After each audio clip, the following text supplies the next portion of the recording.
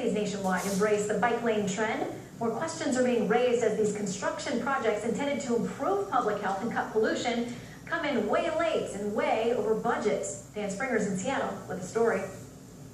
Cities up and down the West Coast are in a bike lane building frenzy. Backed by a transportation levy passed by Seattle voters in 2015, the city promised to spend $94 million to add 110 new miles of bike lanes. But that plan hit a speed bump. Costs are so over budget, less than a quarter of those miles will get built. Projects like 2nd Avenue downtown seem to have an open checkbook. It cost $11 million to construct 9/10 of a mile. But the most expensive bike lane anywhere is on 7, where it costs $3.8 million to build just 4.5 blocks. Adding to the frustration for many, bike lanes are squeezing out car lanes and street parking, leading to more gridlock and fewer customers. The bike lanes are now affecting businesses. The bike lanes are out of control spending.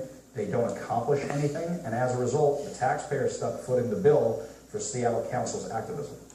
In Los Angeles, where there's now 4,800 bike lane miles, bicycle accident and deaths continue to rise. Last year, the city paid out a record $19 million in lawsuit damages to victims and their families. But cycling activists make no apologies for the increased costs, citing the value of getting people out of their cars. Bike advocates have really done a good job selling the benefits and developing the plans and going through the process to get this funding, but it's still pennies compared to how much we're spending to move cars through our city. But others see a war on cars and common sense. The city is on this jihad to do away with cars, and has been for the last dozen years.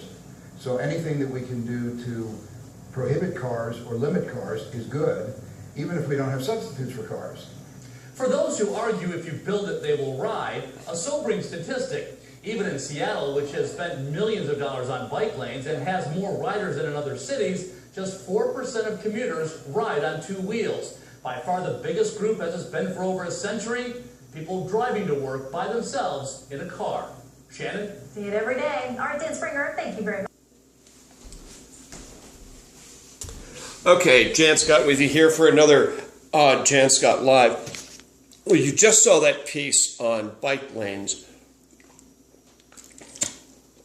all across the USA, right? Seattle, Washington, Los Angeles. Now, Boulder, very tiny city. And Boulder was named Bicycle City USA back in 1976. We never did anything with the bike lanes. Now you have all these people, 40 years later, right? 42 years later, we have all these people who are urbanists.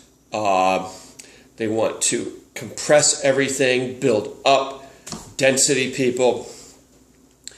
And now they're screaming about bike lanes when the city could have done something about it before when it was easier. But still, right now, it's very easy to do bike lanes in Boulder without taking lanes away from cars. That's the big mistake. What they have to do is rip up the sidewalks from the homeless shelter all the way down to Arapahoe and put in what's called a multi-use bike path.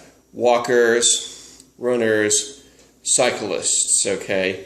They're, I guess, 12 feet wide, something like that. And just build it all the way down to Arapahoe, and then the bike lane picks up on Arapahoe on the other side of the street. It goes all the way out to Table Mesa. That's the solution, pretty easy to do. We can do it for not much money. This idea of squeezing cars, big mistake, even here in Boulder. And, you know, today's Daily Camera front story with this guy leaving town and screaming about affordable housing and they don't have enough hippie communes and all of that. It's like, just stop already. Just build the bike lanes. Let's everybody get along. You know, that famous American statesman who said, can't we all just get along? Rodney King. Oh, no, wait a minute. That's right, the cops killed him. But though they beat him up anyways. Just build off-road bike lanes. It'll be simple.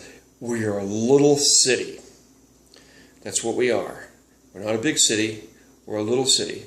And to those density people and urbanists, get out of town. That one guy, what is his name? Slevin? He's moving to Philadelphia. Smart move. That's a wonderful place to move to. Jan Scott out.